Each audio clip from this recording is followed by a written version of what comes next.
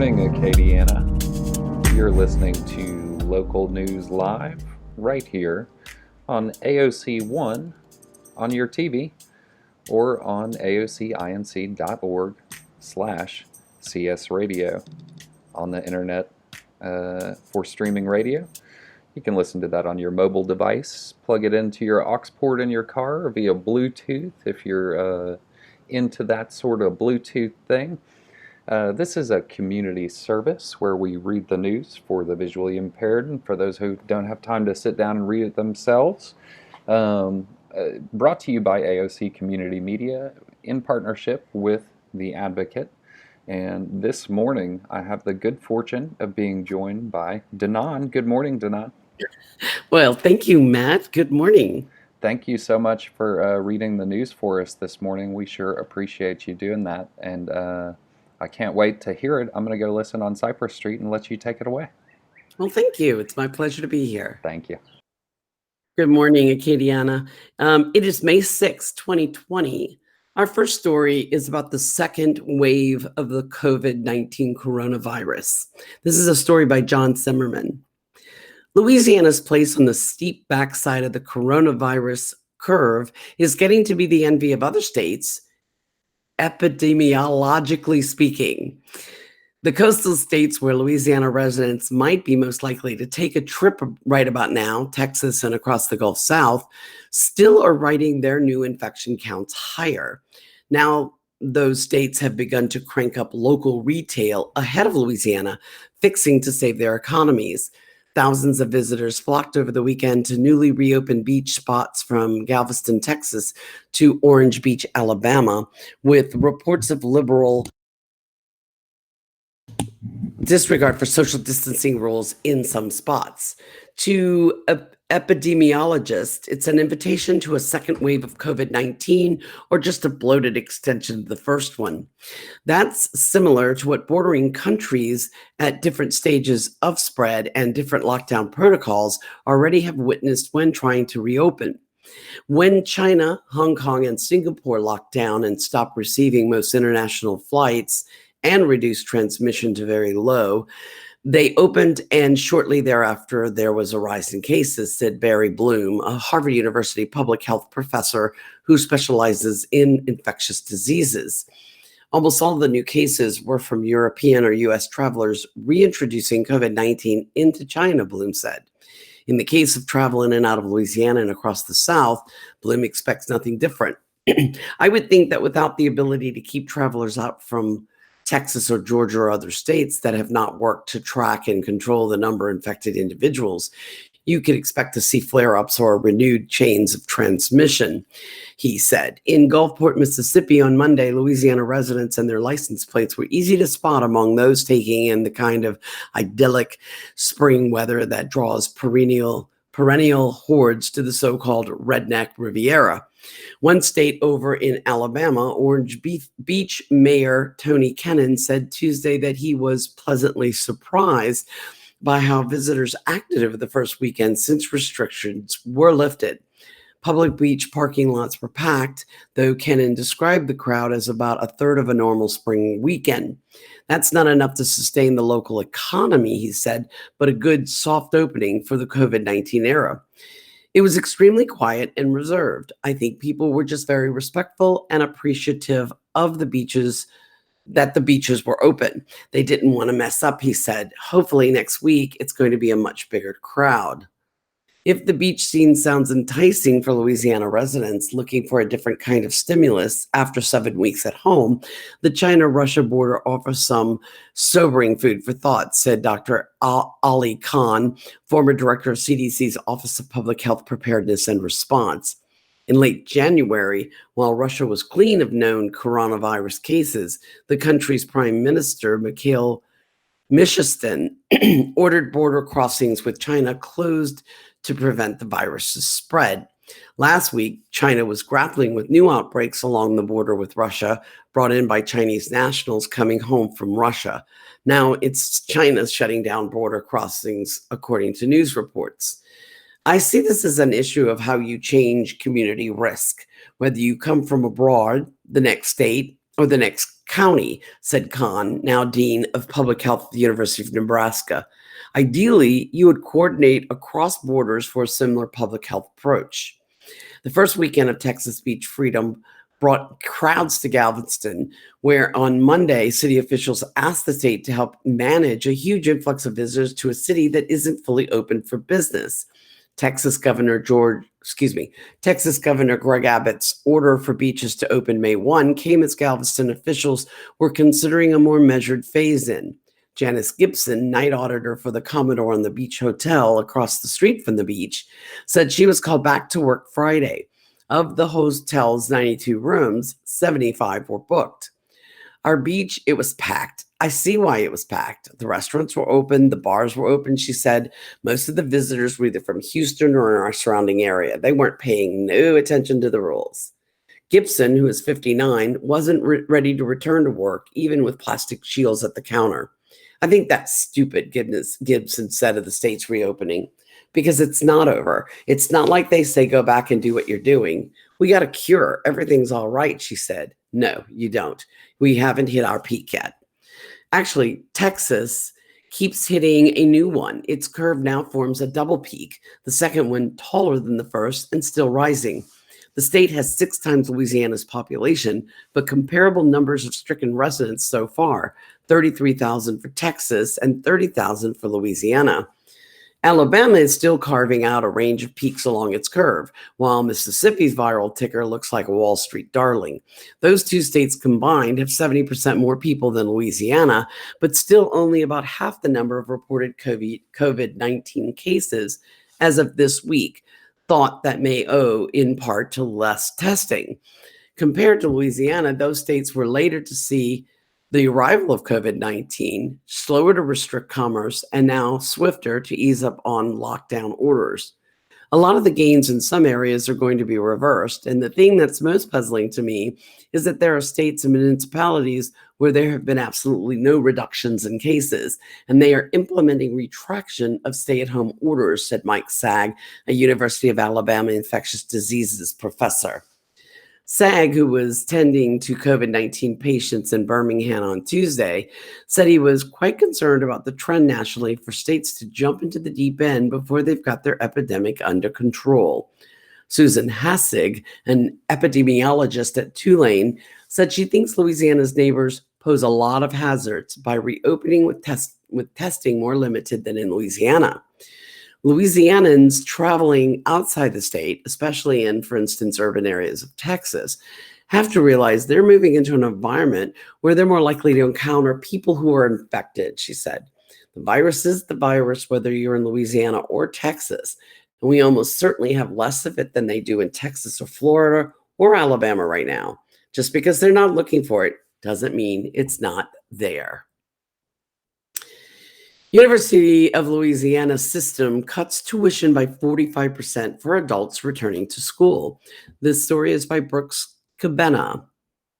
In an initiative to encourage adults who didn't complete their degrees to return to school, the University of Louisiana system will immediately lower tuition across its 9 schools to a flat rate price of $275 a credit hour for returning adults.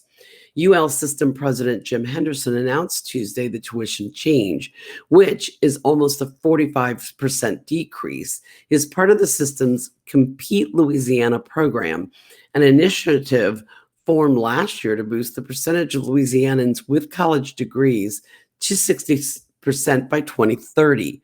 A system study found 653,000 adults in Louisiana have taken some college coursework but earned no degree. Tuition price was the main reason these former students were driven out, and the students might return and finish school if there was an incentive. Tuition prices for regular students remain unchanged, and the Compete Louisiana students must meet 3 qualifications to receive the lower tuition rate. Number 1, they must be Louisiana residents. Number 2, have earned some college credit but no degree. And last, they must be out of school for at least 2 years. The schools in the UL system are Grambling State University, Louisiana Tech University, McNeese State, Nichols State, Northwestern State University of Louisiana, Southeastern Louisiana, University of Louisiana at Lafayette, University of Louisiana Monroe, and the University of New Orleans. Former students access the program through completela.org, completela.org. Henderson said the vast number of people with incomplete degrees developed over time as the burden of paying for college shifted from state appropriations to students through tuition and fees. We've substantially priced so many would-be college graduates out of the market. Because of price, Henderson, they're unable to get that credential that will open so many doors. According to the system's study, there are 64,563 adults in East Baton Rouge Parish who have earned some college credit but did not complete a degree. There are 68,849 such adults in Jefferson Parish and 58,968 in Orleans. It's about taking a consumer-driven mindset and not to make a college education a commodity or a product, because it's really so much more than that, Henderson said, but instead focusing on the needs of the student rather than the institution. But the lower tuition rate within the Compete Louisiana initiative does make some business sense, Henderson said. Most of the system's schools courses range from $400 to $500 per credit hour, but the lowered price of tuition won't produce a loss of revenue in any way across the system because the number of expected returning students will produce a high enough total revenue that it will offset the discounts. Essentially, the universities will earn at least a percentage of the remaining tuition they missed out on when the students dropped out. They cannot come to us on a traditional model, Henderson said. They can't come to us in a traditional time, our traditional place, or at our traditional price.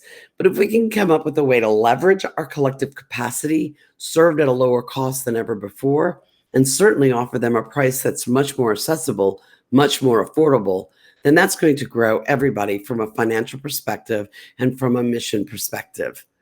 Former students who qualify for the program will have access to the lower tuition rate immediately, including the UL system's upcoming summer coursework. The campuses of Louisiana's higher institutions remain shut down amid the coronavirus pandemic, but each school is preparing plans for a full return in the fall semester. As former students earn their degrees within Compete Louisiana, Henderson said the initiative will then grow workers within Louisiana, increasing the state's tax revenues, helping the region's overall revenue growth. This is a revolution designed to give Louisiana a competitive advantage, Henderson said. GOP effort against governor to get vote. This is a story by Mark Ballard, the Capitol Bureau editor. A growing uprising among some Republicans wanting to reopen Louisiana's coronavirus-closed economy is scheduled Wednesday to turn from talk to action with the first legislative vote on the issue. House Concurrent Resolution 58 by House Majority Leader Blake Miguez would terminate Governor John Bel Edwards' authority to continue handling Louisiana's emergency responses, such as the closing of casinos, schools, and businesses to stanch the community spread of the coronavirus. But the legislation also could shut down the governor's Office of Homeland Security and Emergency Preparedness, along with the emergency operations of the Louisiana Department of Public Health. HCR 58 is getting a vote before the House and Governmental Affairs Committee meeting, which begins at 1 p.m. Though battling the coronavirus has tamped down the usual polarization of Louisiana politics, partisan divides were clear with the resumption of the annual session Monday. Democrats, the Legislative Black Caucus, and others opposed returning to Baton Rouge so early. Only 18 of the 35 House Democrats attended, and only about half of the majority Republicans wore masks. Conservative Republicans are angered that Edwards didn't reopen the state's businesses, instead extending his stay-at-home directive from May 1st to the 15th. One effort to outright terminate the healthy emergency order on which the governor's directives are based has attracted much attention in the media. A handful of legislators asked 250 protesters in front of the governor's mansion to urge their representatives to back the resolution. Miguez of Arath said Tuesday his resolution is different in that it is aimed at attracting more supporters by addressing Edwards' ability to enforce the executive orders rather than ending the emergency order, which would jeopardize federal disaster aid and stimulus money. With a majority House and Senate vote, a concurrent resolution can suspend any state law without the governor's assent. In this case, the HCR 58 would suspend specific sections of the Louisiana Homeland Security and Emergency Assistance and Disaster Act and the Louisiana Health Emergency Powers Act. But that is not quite what the resolution's wording says. For 15 days, we basically will cease to exist, said James Wascom, director of GOHSEP. He would lose his powers as director for 15 days, and his 40-some employees would all head home for a short vacation. Also headed home would be hundreds of workers from other agencies. Wascom would be forbidden from coordinating assistance, and the nearly 1,400 Louisiana National Guardsmen who are distributing protective equipment and medical supplies. If the state is struck by a tornado, flooding, or a tropical storm, the resolution would preclude Edwards and GOHSEP, the lead emergency disaster agency, from reacting, he said Tuesday. Additionally, the resolution also would essentially suspend the public health emergency order. You'd be telling the federal government that you no longer have an emergency and don't need assistance anymore, Wascom said. Miguez concedes the language of his resolution may be off a little, but the unexpected consequences will be fixed with amendments to focus on stripping the enforcement power of the executive orders. It's a voice of frustration, Miguez said. Edwards had led legislators and the business community to believe that the stay-at-home order would be lifted on May 1st, Miguez and other GOP legislators contend. But 5 minutes before going on television to announce its extension to May 15, Edwards informed legislators that he had changed his mind. Edwards said medical authorities had advised him that the state had not reached the minimum standards the White House set to begin phase one of a three-phase reopening of the economy. The governor's been hinting that he would move the state into phase one on May 16th. If the governor reconsiders his position and reopens under phase one, the resolution wouldn't be necessary, Miguez said.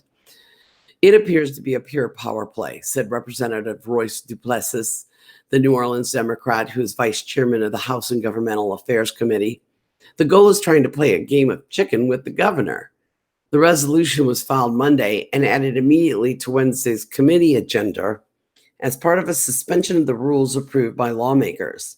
While true that only about 18 Democrats showed up Monday, few legislators were paying close attention as House leadership went about checking off the legalities necessary to set up committee hearings and agendas. Democrats on the committee were caught by surprise and have been unsuccessfully reaching out to GOP members to try to figure out what they want exactly from this resolution. House and Governmental Affairs member Representative Sam Jenkins, a Democrat from Shreveport, said Tuesday. It looks like they're trying to tailor it to specific items, but the result is very far-reaching. It's some scary legislation, Jenkins said. Maybe we can come up with alternatives to address what is really concerning them. AOC teams with the United Way of Acadiana for Learn United. The United Way of Acadiana has teamed up with AOC and other local educational groups for Learn United, bridging the digital gap to provide educational resources for households that don't have internet but do have television.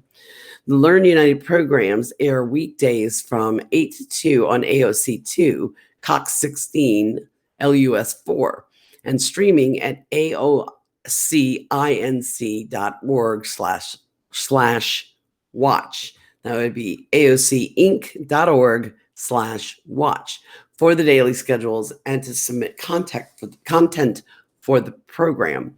Visit the United Way of Acadiana website, unitedwayofacadiana.org/learn-united. All right. EMTs and paramedics are needed. This is a story by Ben Stickney. More than 100 emergency medical technicians and paramedic students will seek national certification through testing at South Louisiana Community College over the next 2 weeks. Dr. Harmony Rochon said SLCC's testing site began administering the examination Monday and will continue testing other students through the end of next week. Rochon, who is the Assistant Dean of Allied Health at SLCC, said as many as 140 students may be tested. If successful, they can begin working in the field. Gifford Saravia, paramedic program director and department chairman for SLCC, said there's a chronic shortage of EMTs and paramedics. He said students signed up for testing are from 7 training sites around Louisiana, including Alexandria, Baton Rouge, Covington, Houma, New Orleans, Lafayette, and Lake Charles. We got approval from SLCC to open our testing center to accommodate testing EMTs and paramedics from elsewhere in Louisiana, Roshan said. Roshan and Saravia said there was some sense of urgency to get them tested and out to work with the pandemic. Testing will take place in the Audouin building. When we first started planning this, all sites were shut down, Saravia said. SLCC reached out to other programs around Louisiana that had students nearing the end of their training who needed testing. Since then, some test sites have reopened. Test sites have shut down because of social distancing measures. The testing center has 30 seats. Seating was reconfigured to meet social distancing guidelines, leaving 15 testing seats for this week and next week. Tests take about 2 hours. To enter the test site, students need to get their temperatures checked and must wear masks. SLCC staff cleans the keyboards after every test. SLCC trains EMTs and paramedics in partnership with the National EMS Academy, which operates 9 locations in Louisiana and Texas. The National EMC Academy is a division of Acadiana companies. UL Education Seniors learned flexibility while juggling duties by Kate Gagliano. Students and teachers have faced a challenging new landscape during the coronavirus pandemic. Graduating students at the University of Louisiana at Lafayette's College of Education have faced unique challenges straddling both worlds as resident teachers. Marlene Beard, interim director of UL's Office of Teacher Clinical Experiences, said she received panic calls and emails from resident teachers shortly after Governor John Bell Edwards closed K-12 schools in mid-March. They were concerned. How will we complete our teaching hours? How will we complete our portfolios for graduation if we're not in the classroom? Imagine nearly 100 graduating students panic-stricken. They won't be able to graduate, Beard said.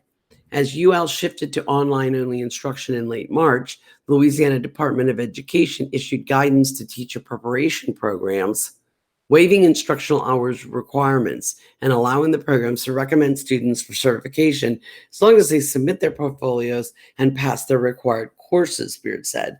The students' portfolios, which are used for national accreditation assessments for the UL College of Education, require many artifacts, including unit plans, pre and post tests, observations of their classroom teaching, and research-based projects. We're coming up with creative ways we can still complete these artifacts, Beard said. George LaFleur, a UL early childhood education senior, was conducting a research project following a single kindergartner who was bright but struggled to focus and remain engaged in lessons. LaFleur implemented goal charts, flexible seating, and other techniques, and over time the student was completing math problems on his own and sounding out words without prompting, LaFleur said. The resident teacher wasn't able to see the student's progress through to the end, but he and his mentor teacher at Broadmoor Elementary, Kanaya Kimbrough, were able to extrapolate the data and observations he'd collected to estimate how the student's focus would have improved by the end of the semester, he said. While a workable solution, it's not as fulfilling as seeing the students' full progress in person. Being away from the classroom has been difficult. I cried the first 2 weeks. I still have moments where I cry. We got these kids in August and we made it. We finally got to student teach. We finally saw the end of the tunnel and had these kids who are our students, and to know we won't see them again and have a goodbye, it's like a breakup, LaFleur said. The 24-year-old posted a brief message for his students on his YouTube page to let them know he's thinking of them. He took some comfort knowing they could see him, hear his voice, and return to the video when they were feeling upset and missing school. LaFleur has also connected.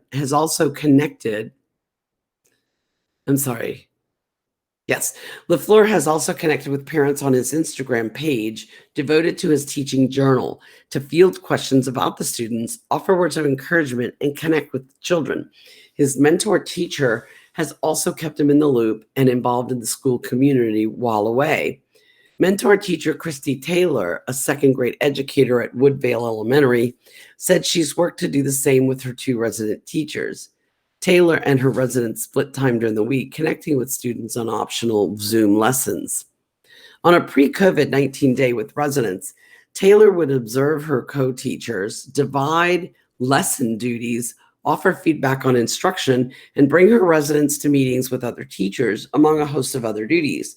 While things are different now, they're still the same classroom family. My whole classroom is set up on community, and when those young teachers come in, they're part of the community, period, Taylor said. I feel like you can't let that go because school got done early. The kids were very attached to them, and I was very attached to my mentees. It just made sense to try to keep it going. I think the worst thing we could do when we get mentees is to not make them feel like they're a part of it. She said. UL senior Charlie Boatman, one of Taylor's residents, said she enjoys jazzing up the Zoom lessons. The 22-year-old has made Disney-themed PowerPoints, organized Jeopardy-style math activities, worked memes into slides, and turned word problems into funny stories about the students and teachers.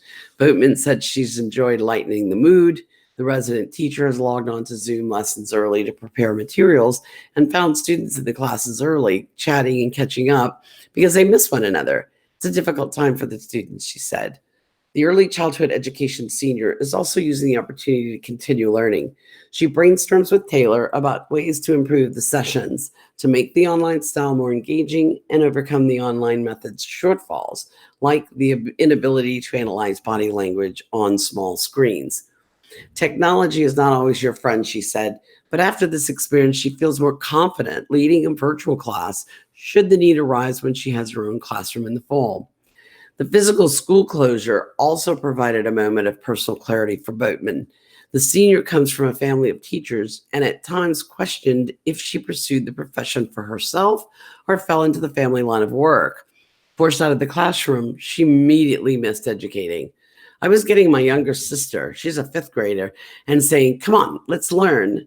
I could not teach. I had to teach someone. It was definitely an awakening moment for me, Boatman said. The experience has been difficult, but it's a prime example of the unpredictability of the profession. The veteran educator said she hopes Boatman and the other resident teachers walk away with a sense of resilience and flexibility. Teaching is not a set profession. Things change constantly, and a lot of it is outside the circle of control. All kinds of crazy stuff happens. You have to have confidence in yourself and the people around you who support you to deal with it. The experience has also given the residents a deeper appreciation for the year-long residency program, they said.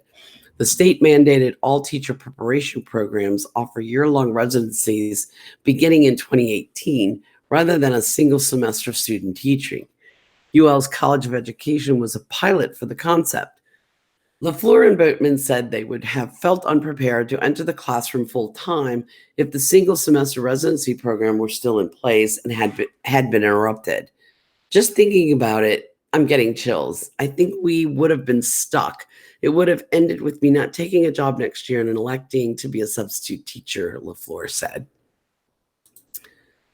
Spoonbill named finalist for James Beard Award by Megan Wyatt. Downtown Lafayette restaurant, known for its seafood and southern dishes, has been named a finalist for the 2020 James Beard Awards for Outstanding Restaurant Design. Spoonbill Watering Hole and Restaurant is located in a former gas station at the corner of Jefferson Street and Lee Avenue.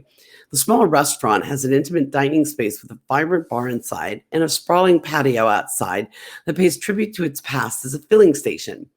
"We love the space we have created at Spoonbill," said Jeremy Connor, executive chef and partner of Spoonbill, in a prepared statement. "It is exciting to be in and inspirational work in. Our team worked really hard to make this restaurant a place that people love to be with each other, hang out, and enjoy themselves. We're ecstatic for this nomination because it means other people are enjoying the space too." The James Beard Foundation named finalist nominations for its annual awards Monday night, which would have been the 30th annual awards ceremony in Chicago. This year's event was canceled because of the novel coronavirus restrictions that have had a devastating impact on restaurants across the country. The James Beard Awards, considered the highest honor in the industry, recognize chefs, restaurants, media, and others in the culinary arts in the United States.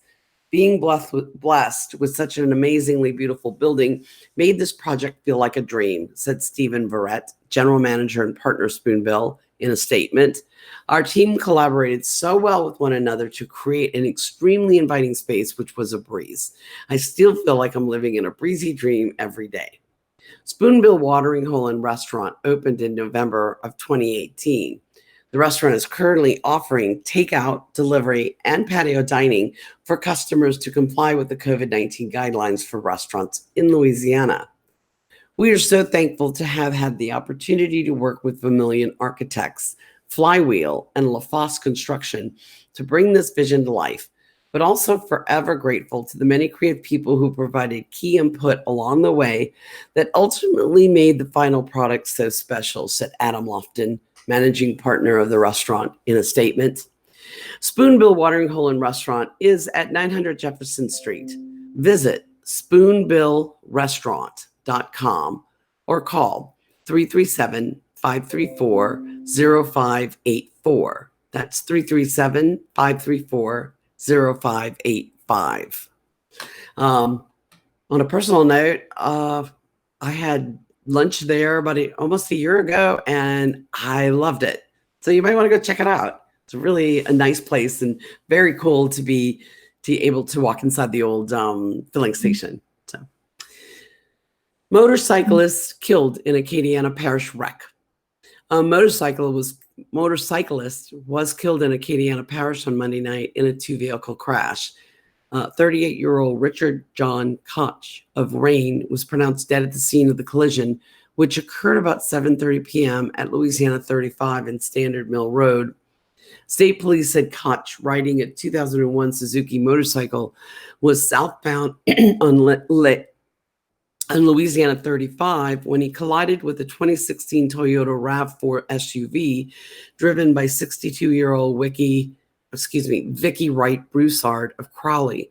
Troopers said Broussard failed to yield as she crossed over Louisiana 35 and the motorcycle struck her vehicle.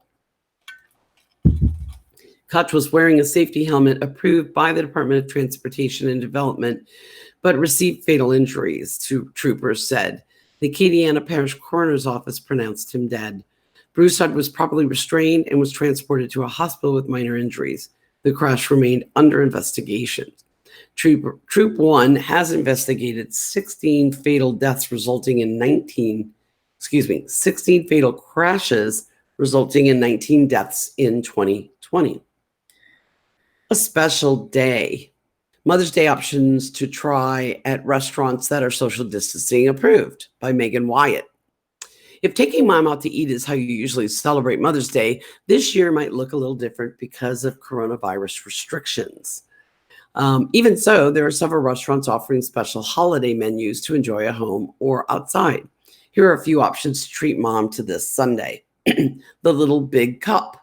This Arnaudville restaurant along the Bayou Teche is a destination for holidays, and Mother's Day is no exception. The Little Big Cup is offering a picnic menu that can be enjoyed at home or on the restaurant's upper and lower decks that overlook the bayou. On the menu, chicken and smoked sausage gumbo, grandma's 7-layer salad, pork stew over fluffy white rice, slow roasted beef brisket, boudin, hog cracklins, roasted sweet potato wedges with cinnamon glaze, 3 cheese and French onion green bean casserole, and triple berry cake. All of this for $16.99 per person.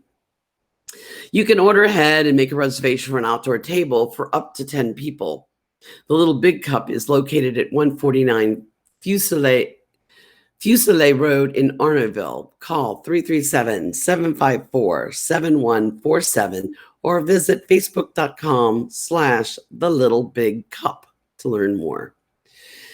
Our next restaurant would be Charlie G's. This seasonal restaurant is known for excellent service as much as the cuisine. Charlie G's can't yet offer the service sides of things, but it's offering a special holiday menu that's sure to impress mom. This upscale Mother's Day menu includes family sizes for some meals. A few options include Louisiana crawfish pie and Caesar salad for $60 for 4 to 6 people. Crispy pork belly shakshuka. Sorry if I misread that one. With tomatoes, hash, kale, oven poached eggs, goat cheese, and Caesar salad for $46 for 2. $92 for 4, and $138 for 6. Or wood grilled barbecue shrimp and smoked brisket with manchego stone ground grits for $46 for 2, $128 for 4, and $192 for 6. The restaurant is also offering half price bottles of wine with meals. The takeout meals can be enjoyed on the restaurant's patio or taken home. Charlie's G's is located at 3809 Ambassador Caffery Parkway. Call 337-981-0108 or visit facebook.com/CharlieG's to learn more. And our last restaurant that we're going to read about here today is Zia Rotisserie and Bar. This new American restaurant is offering a family-style veal pot roast special for Mother's Day. The slow-cooked Provini veal comes with natural au jus and choice of 2 pints of sides, salad, and a gallon of iced tea for $75. Although the restaurant does have a few outdoor tables, your best bet is probably to order ahead of time and enjoy at home. Zia Rotisserie and Bar is located at 235 Doucette Road. Call 337-406-0013. 337-406-0013 or visit ziarestaurants.com to learn more. Like what you see? Find more and share what you're eating by joining the Where Acadiana Eats group on Facebook. Okay. Vitalant is seeking plasma donations from recovered COVID patients. In early April, Vitalant, the nation's largest independent nonprofit blood service provider, launched a program in collaboration with hospital partners, the Mayo Clinic and the American Red Cross, to treat COVID-19 patients with convalescent plasma. The Food and Drug Administration has identified and approved convalescent plasma treatment as an emergency investigational new drug. It is currently the only antibody treatment available to COVID-19 patients, and as such is a promising new treatment option. Currently, there are no vaccines or proven treatments for COVID-19 because the virus is so new. Although trials for a vaccine are underway, it is expected to be many months before one is approved. Donating convalescing plasma holds the additional promise of helping a critically ill COVID-19 patient turn the corner, said Cliff Newark, Vitalant's chief of marketing. This procedure complements what is needed every day. Blood donations help patients for a variety of reasons, from surviving trauma to undergoing chemotherapy to receiving an organ transplant.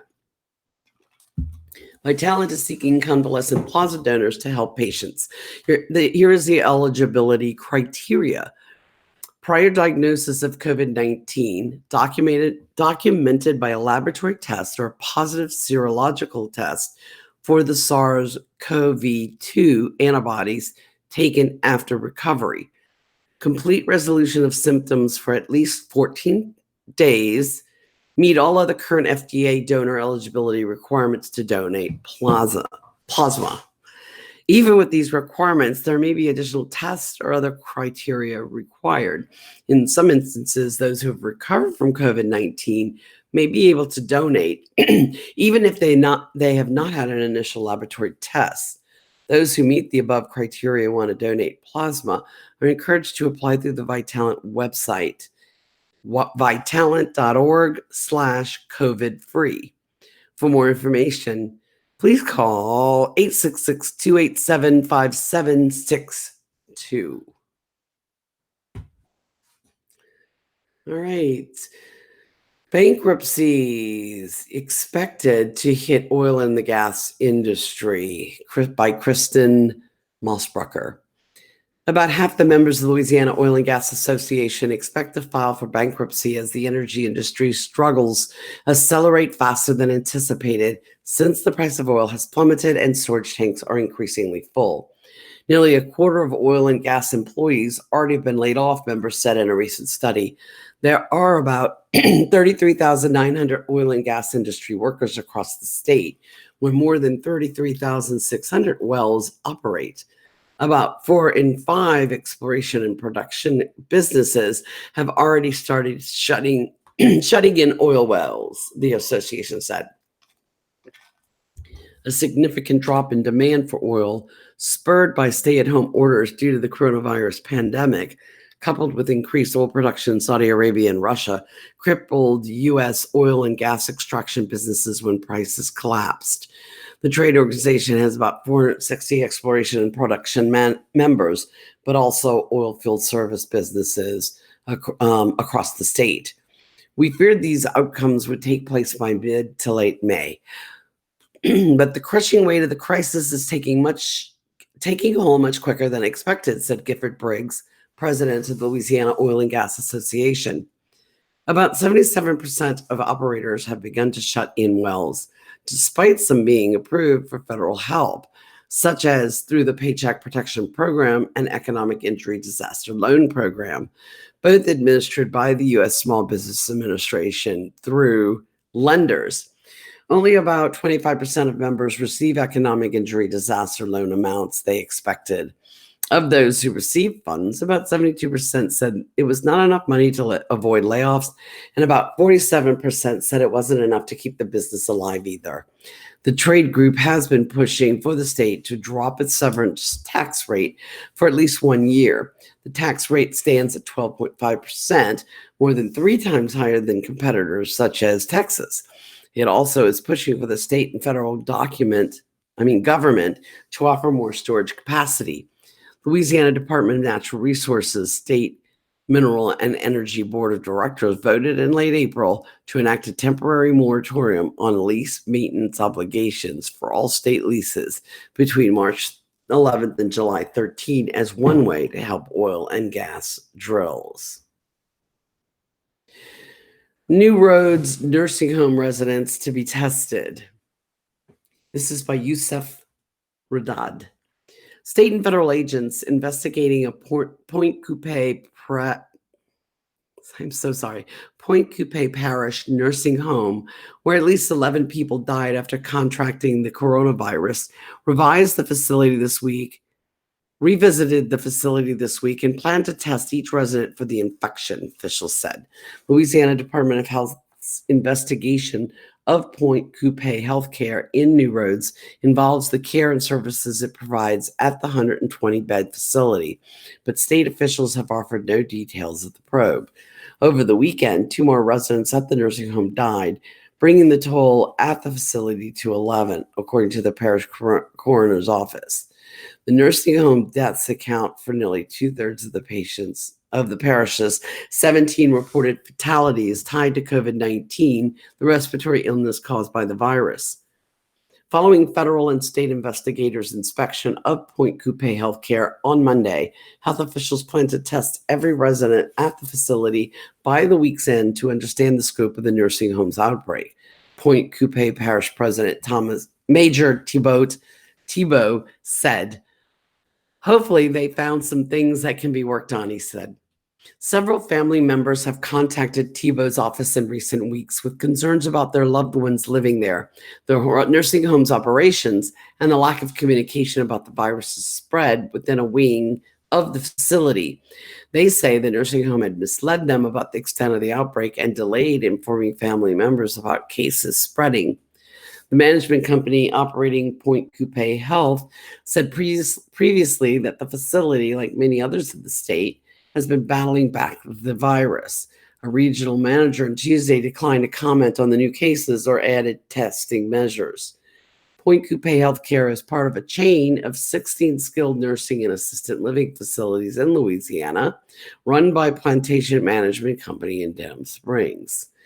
2 of the company's top officials, Buster Quirk and his son Scott Quirk, are also board members of the Louisiana Nursing Home Association, a trade organization advocating for nursing homes, an industry with a powerful political lobby. The health department has facilitated past online testing at other nurse homes in the state, including one of the pandemic's earliest outbreaks at Lambeth House, an upscale retirement community in New Orleans, where dozens were sickened and several residents died. Louisiana recently received the first batch of what is expected to be 200,000 coronavirus testing kits from the federal government, many of which will be found for prisons and nursing homes where close living quarters made them especially prone to outbreaks. Dr. Alex Biayu, a top Louisiana Department of Health official, said Monday the department will send strike teams to help with testing for nursing homes unable to do so themselves. Federal health officials have increased their focus on elder care homes in recent weeks, following a growing number of cases in places housing elder adults who are especially vulnerable to the coronavirus. In Louisiana, more than 685 nursing home residents have died after contracting the virus, and infections have been reported at nearly 2/3 of the state's 176 nursing homes. This is according to the latest health department figures. Nearly all nursing care facilities in the state enacted measurements aimed to keep the virus out, such as restricting visitors and screening employees and contractors who come to work, among other steps. In Pointe-Coupée Parish, all of the coronavirus deaths have involved people with underlying health conditions, such as high blood pressure and diabetes, said Ty Cheney, chief investigator for the coroner's office. Two of the parish's coronavirus deaths were residents of Lakeview Manor, a few miles away from Pointe-Coupée Healthcare in New Rose, but no others were reported there since April 21, he said. We're going to go to Today in History. As I mentioned earlier, it is May 6, 2020, the 127th day of the year, and there are 239 days left in the year. On May 6, 1915, Babe Ruth hit his major league home run as a player, his first major league home run as a player for the Boston Red Sox. On this date, in 1863, the Civil War Battle of Chancellorsville in Virginia ended with a Confederate victory over Union forces. In 1882, President Chester Alan Arthur signed the Chinese Exclusion Act, which barred Chinese immigrants from the U.S. for 10 years. Arthur had opposed an earlier version with a 20-year ban. In 1910, Britain's Edwardian era ended with the death of King Edward VII. He was succeeded by George V. In 1935, the Works Progress Administration began operating under an executive order signed by President Franklin D. Roosevelt. In 1937, the hydrogen-filled German airship Hindenburg caught fire and crashed while attempting to dock at Lakehurst, New Jersey. 35 of the 97 people on board were killed, along with a crewman on the ground. In 1941, Joseph Stalin assumed the Soviet premiership, replacing Vyacheslav M. Molotov. Comedian Bob Hope did his first U.S. show before an audience of servicemen as he broadcast his radio program from March Field in Riverside, California. In 1960, Britain's Princess Margaret married Anthony Armstrong Jones, a commoner, at Westminster Abbey. They divorced in 1878. In 1994, former Arkansas state worker Paula Jones filed suit against President Bill Clinton, alleging he had sexually harassed her in 1991. Jones reached a settlement with Clinton in November of 1998. In 2004, President George W. Bush apologized for the abuse of Iraqi prisoners by American soldiers, calling it a stain on our country's honor. He rejected calls for Defense Secretary Donald Rumsfeld's resignation. In 2013, kidnapped rape victims Amanda Berry, Gina DeJesus, and Michelle Knight, who went missing separately about a decade earlier while in their teens, early 20s, were rescued from a house just south of downtown Cleveland. Their captor, Ariel Castro, hanged himself in prison in September 2013 at the beginning of a life sentence plus 1,000 years. 10 years ago, a computerized sell order triggered a flash crash on Wall Street, sending the Dow Jones Industrials to a loss of nearly 1,000 points in less than a half an hour. 5 years ago, Israeli Prime Minister Benjamin Netanyahu completed formation of a new governing coalition. And 1 year ago, Michael Cohen, President Donald Trump's former personal lawyer, reported to a federal prison northwest of New York City for crimes including tax evasion and campaign finance violations related to hush money payments made to protect Trump. Today's birthdays. Baseball Hall of Famer Willie Mays is 89. Rock singer Bob Seger is 75. Former British Prime Minister Tony Blair is 67. Actress Roma Downey is 60. Julianne Phillips is 60. Actor-director George Clooney is 59.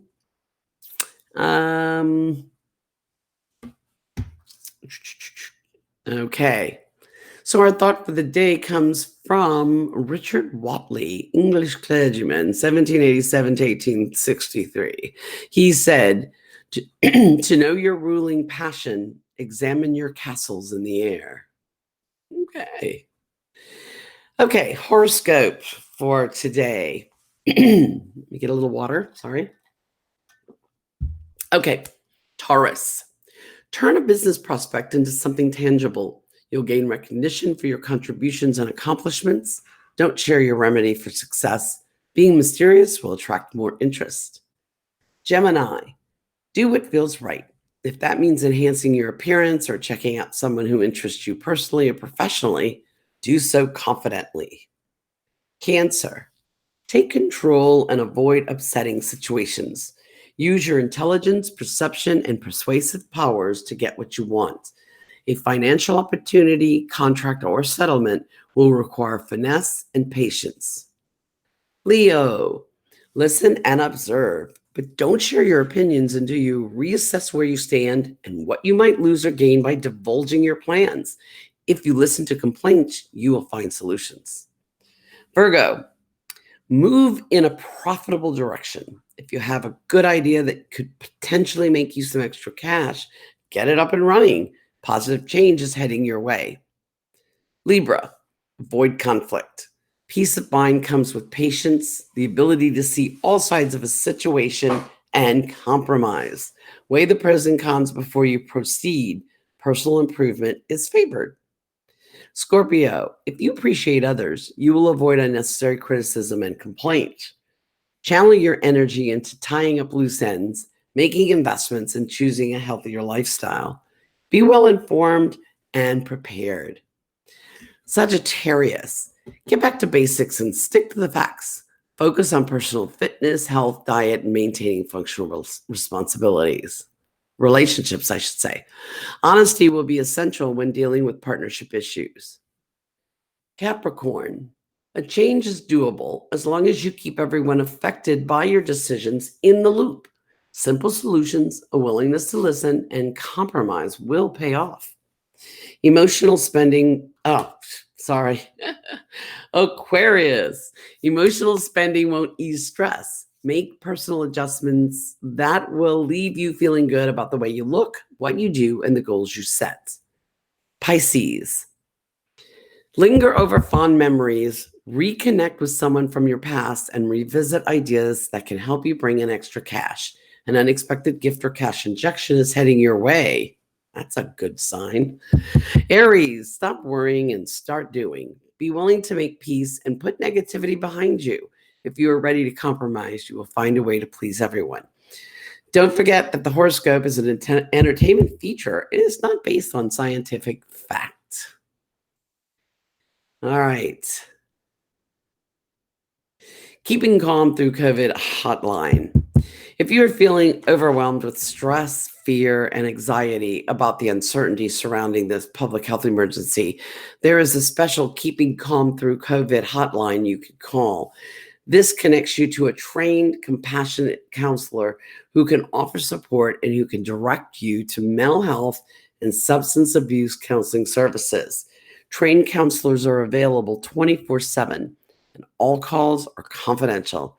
Call 1-866-310-7977. Okay, Medicaid resources. If you have lost your job, if you have reduced hours, you may be eligible for Medicaid.